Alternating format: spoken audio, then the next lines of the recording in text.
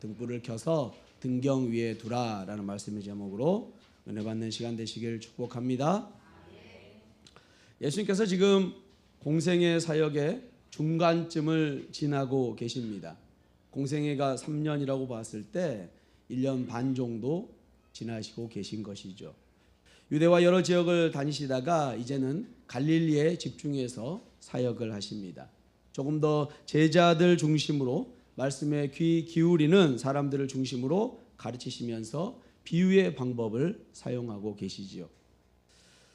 4가지 종류의 땅의 비유의 말씀으로 들을 귀 있는 자들은 들을 것이라 말씀하고 떠나셨습니다. 예수님을 따라온 제자들에게 그 의미를 또한 상세히 설명해 주셨죠. 4가지 땅에 대해 말씀하시면서 그 씨는 동일하게 떨어졌는데 그 땅의 종류에 따라 달라졌었죠. 하나는 길가 단단한 땅, 마귀가 그 마음의 말씀을 빼앗아 가는 것이었고요. 또 하나는 돌밭, 시련을 당할 때 배반하는 자. 그리고 가시떨기의 땅, 이생의 염려와 물질, 쾌락의 기운에 막힌 자였습니다. 마지막 좋은 땅은 말씀을 듣고 지키어 인내로 결실을 맺는 자였습니다. 무엇보다 이 땅은 우리 마음의 바단에 공존하고 있음을 기억해야 합니다. 그래서 중요한 것은 우리 안에 뿌려진 그 말씀의 씨앗을 지키는 것이었죠. 그것이 좋은 땅으로 열매를 맺는 땅인 줄로 믿습니다. 이 비유를 마치시고 바로 이어서 오늘 본문의 말씀 등불의 비유를 하십니다. 16절입니다. 누구든지 등불을 켜서 그릇으로 덮거나 평상 아래 두지 아니하고 등경 위에 두나니 이는 들어가는 자들로 그 빛을 보게 하려 함이라. 아멘. 등불 비유 그 자체는 아주 단순하고 당연한 이야기입니다. 예수님 당시 문화 속에서 너무나 당연한 사실을 들어 영적인 의미의 그 비밀을 설명하고 계신 것이죠. 과거에 사용하던 호롱불과 비슷한 것이 등불입니다. 토기 안에 기름을 채워 심지를 넣어 불을 밝히는 도구이죠. 램프, 형광등처럼 사용했던 것입니다. 여기서 말하는 그릇은 조명을 끄는 도구로 사용되었던 것이고요. 평상은 식탁의 아래를 얘기하는 것이겠죠. 등경은 등불을 올려두는 촛대입니다. 예수님 당시 등불을 켠다는 것은 너무나 일상적인 이야기입니다. 오늘날 설명하면 형광등을 설치하는 것과 같은 일이겠지요. 여러분은 형광등을 어디에 설치하십니까? 당연히 천장에 설치를 하시지요. 만약에 어떤 사람이 형광등을 침대 밑에다 설치한다면 그 사람은 어리석은 사람, 바보 같은 사람이죠. 정상이 아닙니다. 또 어떤 사람은 기껏 설치를 다 해놓고 그 등을 다 감싸버린다면, 빛이 새어나오지 않게 한다면 그 또한도 정상이 아닌 사람일 것입니다. 형광등을 우리가 설치하는 이유는 무엇입니까? 빛을 받기 위해서이지요. 그래서 형광등에 문제가 있는 것이 아니라 어디에 설치하느냐가 문제가 됩니다. 그래서 캄캄한 방을 밝히 비출 때 등에 불을 붙여 등경에 올려두어 방 전체를 고루 비추게 하는 것이 중요합니다. 요즘은 정전이 잘 일어나지 않지만 제가 어렸을 때 정전이 종종 일어났습니다. 특히 태풍이 부는 날에는 어김없이 정전이 찾아왔던 것 같습니다.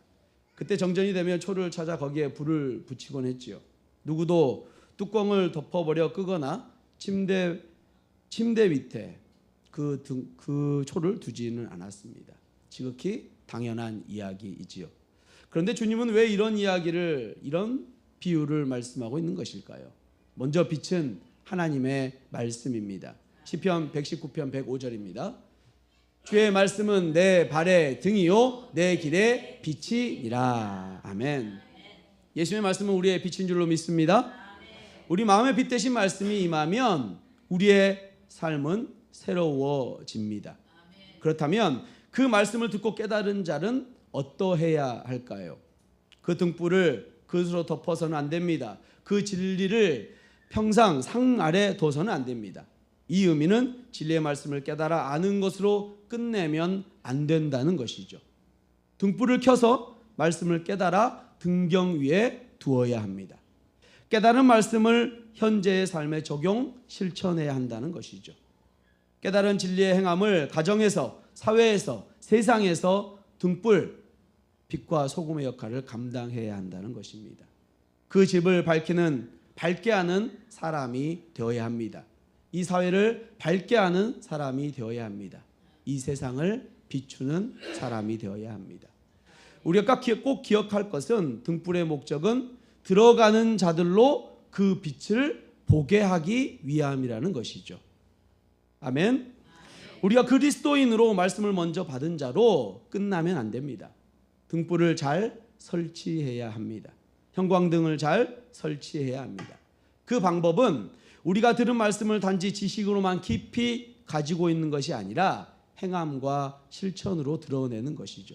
그래서 우리로 하여금 빛을 받은 사람들이 와, 이 사람의 마음에는 진실로 빛이 있구나. 등경 위에 등불과 같이 아름다운 실천, 빛을 발산하는 사람이구나 라는 반응이 나와야 하는 것이죠. 우리 마음에 켜진 그 등불의 말씀이 더욱 밝아져서 우리의 삶에서 선하고 아름다운 영향력으로 밝게 드러내시길 축복합니다. 그러면 빛 대신 하나님의 말씀, 그 말씀을 적용하고 실천하는 것이 왜 중요할까요? 17절입니다. 숨은 것이 장차 드러나지 아니할 것이 없고 감추인 것이 장차 알려지고 나타나지 않을 것이 없느니라. 아멘. 우리가 하나님의 말씀에 빛을 발하고 행함의 열매를 맺어야 할 이유는 드러나고 알려지고 나타날 때가 오기 때문입니다. 심판의 날, 결산의 날이 있다는 얘기겠지요. 종말이 없다면 소욕대로 욕망대로 살다가 죽으면 그만입니다. 지금 이 세상, 이 인생이 전부라면 실천, 행함, 성화의 노력 할 필요가 없지요. 이 세상에 즐길 것이 얼마나 많습니까? 놀 거리가 얼마나 많습니까? 흥청망청 할 것이 얼마나 많습니까? 그러나 심판, 결산의 날이 있다는 것을 알면 그 말과 행실의 주의, 조심, 신중하게 된다는 것이죠. 베드로전서 1장 17절입니다. 외모로 보시지 않고 각 사람의 행위대로 심판하시는 이를 너희가 아버지라 부른즉 너희가 나그네로 있을 때를 두려움으로 지내라. 아멘. 반드시 그날 심판의 날엔 찾아옵니다. 언제 올지는 성부 하나님만이 아시지만 반드시 오는 것입니다. 그날의 가장 중요한 특징 중 하나는 각 사람의 은밀한 행위, 그 행위가 드러난다는 것이죠. 각 사람의 숨은 것, 모든 은밀한 비밀들, 죄들이 드러나게 된다고 경고하고 있습니다. 각 사람의 감추인 것, 모든 은밀한 선행, 미덕, 아름다운 행실 또한도 그날에 다시 다 드러나게 될 것입니다. 결코 다른 사람에게 드러나지 않아야 할, 알려지지 않아야 할 중요한 사생활, 그러나 그날 어둠 속의 한 일들, 비밀들이 모든 사람 앞에 선명하게 드러나게 될 것입니다. 모든 악한 말들, 험담들, 정죄, 비판, 비난 말들, 입에 담지 못할 욕설 등 꼭꼭 숨기고 싶어하는 것들, 그리고 숨겨온 죄들 그날 선명하게 드러나게 될 것입니다. 그때 그 사생활이 다 폭로되고 드러날 때 극심한 수치와 치욕이 우리 마음을 장악하게 될 것입니다. 비밀스러운 행적, 행위 온 천하에 드러나게 될 때 두려운 날이 아닐 수 없을 것이죠. 이것은 모든 사람이 피할 수 없는 것입니다. 피하고 싶지만 그럴 수 없는 것이죠. 인간의 숨기고 감추는 것은 타락한 아담으로부터 시작하게 되었습니다. 창세기 3장 8절입니다. 그들이 그날 바람이 불 때 동산에 거니시는 여호와 하나님의 소리를 듣고 아담과 그의 아내가 여호와 하나님의 낯을 피하여 동산 나무 사이에 숨은지라. 아멘. 아담과 하와가 동산 나무 상의 사이에 숨은 이유가 무엇입니까? 왜 숨었습니까? 죄를 지었기 때문이죠. 하나님의 말씀을 어기고 선악을 알게 하는 나무의 열매를 먹지 말라 그렇게 명령하였는데 먹어버렸습니다. 죄를 지은 것이죠. 죄가 가져오는 수치 때문에 숨게 된 것이죠. 많은 사람들이 그 죄를 숨기고자 극단적인 선택을 하기도 합니다. 서울특별시장이었던 박원순 시장은 어떻습니까? 2020년 7월 10일 스스로 생을 마감했지요. 그 이유가 뭐였습니까? 성추행을 가해했던 그 사실이 드러나기 일부 직전 아니었습니까? 자신이 숨기고 싶었던 죄가 드러나려고 하니 극단적인 선택을 한 것입니다. 그러나 심판의 날에는 결코 감출 수 없음을 기억하시기 바랍니다. 특별히 심판의 날에 평가하는 목록 중 하나는 말 곧 언어 생활입니다. 마태복음 12장 36절 37절입니다. 내가 너희에게 이르노니 사람이 무슨 무익한 말을 하든지 심판날에 이에 대하여 신문을 받으리니 내 말로 의롭다함을 받고 내 말로 정죄함을 받으리라. 아멘. 말을 통해 일어나는 두 가지 종류의 죄가 있습니다. 사람과의 관계에서 독하고 거친 말을 하는 것과 어떤 사람에 대한 은밀한 험담을 하는 것이겠지요. 그런데 왜 특별한 말, 언어 생활이 심판의 아주 중요한 기준 중에 하나일까요? 그 사람의 말, 그 사람의 은밀한 말은 그 사람의 마음의 상태, 영적 상태를 나타내기 때문입니다. 그 사람의 말은 그 사람의 마음, 영적 상태를 드러냅니다.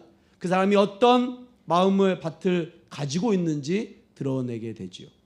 그 사람의 마음이 무엇인지 밝히 드러내는 것이 바로 말입니다. 그래서 말이 중요합니다. 우리는 깊이 생각해 봐야 합니다.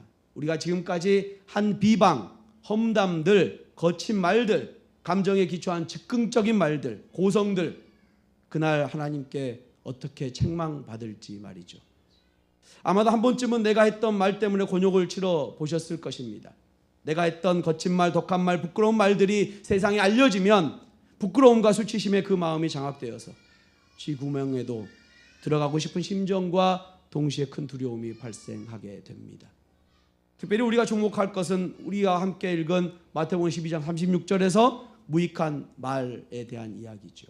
이 무익한 말은 특별한 말을 이야기하는 것이 아닙니다.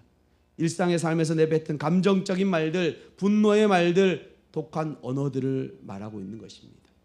예수님께서는 그 언어 생활에 대한 심판을 말씀하십니다. 대부분의 사람들은 사람을 만나면 다른 사람의 이야기를 하지요. 그리고 좋은 말, 덕스러운 말보다는 그 사람의 흉을 봅니다. 험담을 합니다. 사람 사이에 험담을 주고받는 것보다 더 즐거운 일이 어디 있겠습니까?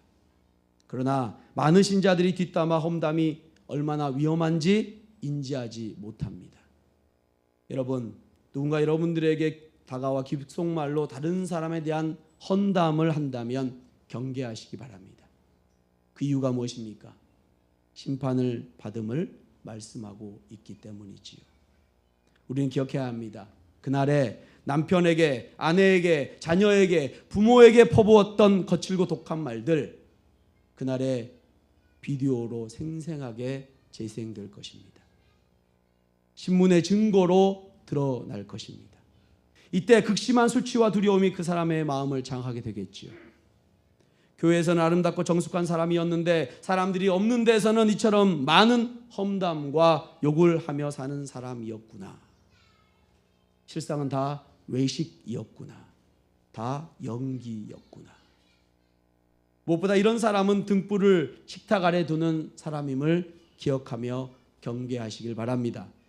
그런데 예수께서는 왜 심판의 말씀을 선포하시는 것일까요? 왜 장차 모든 감추어진 것들이 드러날 것을 경고하고 계신 것일까요?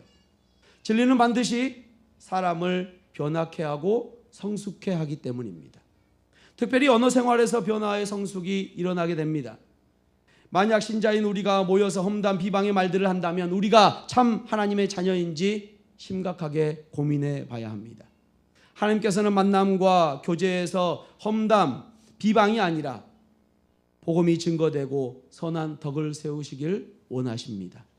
하나님께서는 우리가 악한 말이 아닌 구원의 말씀 진리에 전하는 복음의 증인이 되기를 원하십니다. 그러면 어떻게 해야 언어와 행실이 교정될 수 있을까요? 먼저 악한 말과 험담의 말이 하나님 앞에 얼마나 중대하고 심각한 죄인지를 알아야 합니다. 말은 중요합니다. 살인죄만큼 독한 죄는 독한 말, 거친 말, 험담의 말입니다. 로마서 3장 13절입니다. 그들의 목구멍은 열린 무덤이요 그 혀로는 속임을 일삼으며 그 입술에는 독사의 독이 있고. 속이는 말은 독사의 혀와 동일하게 간주됩니다. 사람의 혀, 그러나 실상은 독사의 혀입니다. 나는 사람, 그런데 그 혀가 독사라면 끔찍한 일 아닙니까? 만약 계속해서 거친 말, 악한 말, 험담의 말이 습관적으로 일어난다면 나의 혀가 독사의 혀가 아닌지 이 말씀 앞에 깊이 점검해 보아야 합니다. 하나님의 자녀의 혀는 악한 말, 험담에 주의하고 절제하는 자녀임을 기억하시길 바랍니다. 그리고 우리는 결산의 날, 신문의 날이, 심판의 날이 있음을 반드시 기억해야 합니다. 우리나라에 점점 더 CCTV가 많이 생기고 있습니다. 인구 1000명당 CCTV 대수는 서울이 세계 2위라고 합니다. 많아지는 이유가 뭘까요? 왜 점점 더 CCTV를 많이 설치하는 것입니까? 범죄율이 낮아지기 때문이지요. CCTV가 있는 곳에서는 조금 더 조심하게 되는 게 사실입니다. 여러분도 다 운전을 해보셨잖아요. 교통카메라가 있으면 속도를 보게 됩니다. 지금 정상적으로 서서히 운전하고 있지만 교통카메라를 보게 되고 정지선을 더 잘 지키게 됩니다. 심판날이 있음을 기억할 때, 그날 우리의 모든 언행이 드러남을 기억할 때 우리는 우리의 언행을 조심해야 될 것입니다. 그리고 우리의 언어와 행실을 교정하기 위해 어떻게 듣느냐가 또한 중요합니다. 18절입니다. 그러므로 너희가 어떻게 들을까 스스로 삼가라. 누구든지 있는 자는 받겠고 없는 자는 그 있는 줄로 아는 것까지도 빼앗기리라 하시리라. 아멘. 어떻게 듣는가? 지극히 신중해야 합니다. 하나님 말씀을 진실로 듣는가, 가볍게 대충 듣는가? 진실로 듣는 사람은 그 말씀을 듣고 실천하고자 노력하는 사람입니다. 다시 말해 실천하기 위해 들어야 한다는 것이죠. 중요한 것은 교회의 예배에 참석하는 것이 아니라 그 말씀을 어떻게 듣고 행하느냐입니다. 말씀 앞에 깊이 깨달아야 합니다. 그리고 말과 행실의 변화가 일어나야 합니다. 말씀을 깊이 들어 깨달으면 그 마음에 등불이 켜지면 가장 먼저 언어 생활이 변하게 됩니다. 그리고 죄의 소욕에 대적하기 시작하고 그 다음에 의의 열매를 맺어가게 됩니다. 그때 그 집을 밝히는 등불이 됩니다. 그리고 주위 사람도 그 변화에 놀라며 복음에 관심을 가지기 시작하죠. 이것이 전도의 원칙이고 원리입니다. 길가, 바위밭, 가시떨기밭과 좋은 밭의 차이가 무엇입니까? 길가밭, 바위밭, 가시떨기밭은 말씀을 듣고 지키지 못한 자들, 듣고 행하지 못한 자들이지요. 좋은 밭의 경우는 어떻습니까? 말씀을 듣고 지키어 인내로 결실을 맺는 바로 듣고 행하는 자들이지요. 따라서 좋은 밭의 신자들을 향한 약속은 받겠고입니다. 영적으로 더 풍성해지고 깊어질 것, 결실이 일어날 것을 약속받게 된 것이죠. 길가, 바위밭, 가시떨기 밭의 신자들을 향한 경고는 무엇입니까? 빼앗기리라는 경고이죠. 특별히 기억할 것은 그 있는 줄로 아는 것까지 빼앗긴다고 말씀하고 있습니다. 다시 한번 18절 말씀 보겠습니다. 그러므로 너희가 어떻게 들을까 스스로 삼가라. 누구든지 있는 자는 받겠고 없는 자는 그 있는 줄로 아는 것까지도 빼앗기리라 하시니라. 아멘. 그 있는 줄로 아는 것까지도 빼앗긴다고 말씀합니다. 자신은 있는 줄로 알지만, 자신은 자신의 신앙이 참 신앙이라고 생각하지만, 그러나 하나님 편에서는 전혀 아니라는 것입니다. 여기에 해당하는 사람은 어떤 사람입니까? 듣기만 하는 사람, 행함의 노력이 없는 사람, 결실을 얻지 않는 사람. 이들을 향한 주님의 경고, 그 있는 줄로 아는 것까지 빼앗길 것이라고 경고하고 계십니다. 어두운 데서 골방에서 속삭이면서 정작 본인은 참 하나님의 자녀라고 생각하는 것, 이것이 그 영혼이 파멸에 이르는 자기 도취 착각입니다. 이것이 뿌려진 말씀의 씨앗을 지키지 못한 길가, 바위밭, 가시떨기의 밭을 향한 주님의 경고이지요. 여러분, 듣기만 하고 실천하지 않으면 그 조금 남아있는 빛조차도 꺼져버릴 것입니다. 켜진 등불을, 깨달은 말씀을 그릇으로 덮어버리면, 식탁 아래 두면 그 사람은 점점 더 피폐하게 되고 황폐하게 되게 것입니다. 믿는다 하면 생하지 않는 믿음은 그것은 죽은 믿음입니다. 듣고 지켜 인내로 결실하시길 축복합니다. 사랑하는 성도 여러분, 왜 말씀을 적용하고 실천하는 것이 중요할까요? 왜 등불을 켜서 등경 위에 두는 것이 그렇게 중요할까요? 반드시 성장의 과정을 거쳐야 결실이 발생하기 때문이죠. 반드시 인내하고 성화의 과정을 거쳐야 열매를 맺을 수 있기 때문입니다. 돌밭의 경우는 이것이 없습니다. 열정은 있는데 인내, 성장, 그 과정에 뿌리가 나지 않고 말라버리지 않습니까? 가시떨기 밭의 경우 성장, 성수의 과정이 일어나다가 그만 가시에 의해 덮여 중단되었습니다. 다시 죄의 삶, 욕망에 사로잡히게 된 것이죠. 결국 성화의 과정이 없으면 결실이 발생할 수 없습니다. 우리가 4월 5일에 물된 동산에서 유자 묘목을 심었지 않습니까? 그 묘목이 정상적으로 크면 2, 3년 뒤에는 열매를, 유자를 많이 맺을 것입니다. 무엇보다 몇 그루의 묘목은 아직 잎이 나지 않았다고 우리 안수 집사님으로부터 소식을 들었습니다. 그렇다고 죽지도 않았다고 합니다.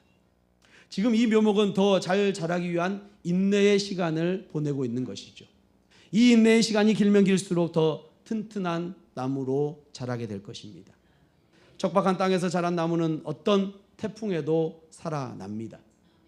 여러분, 가끔 바위 틈에 자란 소나무를 본 적이 있을 것입니다. 그 바위에는 물 한 방울 적셔 있지 않을 것인데 그럼에도 소나무가 자라고 있는 것, 그 소나무는 어떤 풍파에도 견뎌내는 것이죠. 왜냐?